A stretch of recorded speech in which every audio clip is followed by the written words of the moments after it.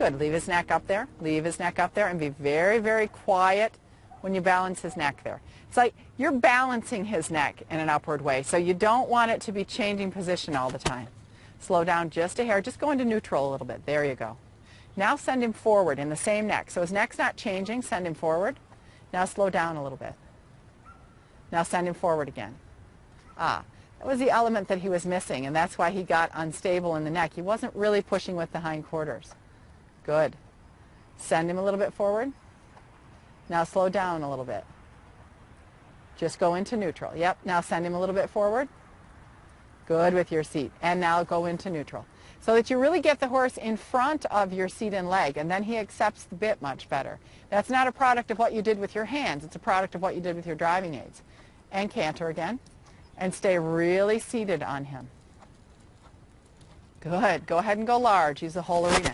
Now think about what we just did in the trot. We sent him forward, we brought him back. We sent him forward, we brought him back, and it made him a better horse. So even if you're using the whole arena, you can do the same thing with him here. You can say, cover a little ground, come back, cover a little ground, come back. Yes.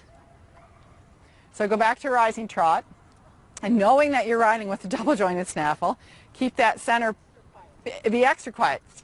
That single, that plate or that joint that's in the middle, that piece that's in the middle, you want it to stay in the middle, which means you can't saw on the bit at all. You can't move it through the horse's mouth. So if you stop moving the bit in the horse's mouth, you're only left with your leg and your seat really to bend him and get the feeling that you want. So if you're really concentrated that the bit will stay still, yes, look at you, look at you. No matter where he puts his head and neck, you concentrate on keeping the bit still in his mouth. Then if you want his head and neck in a different position, that has to come from behind the saddle, not the front of the saddle.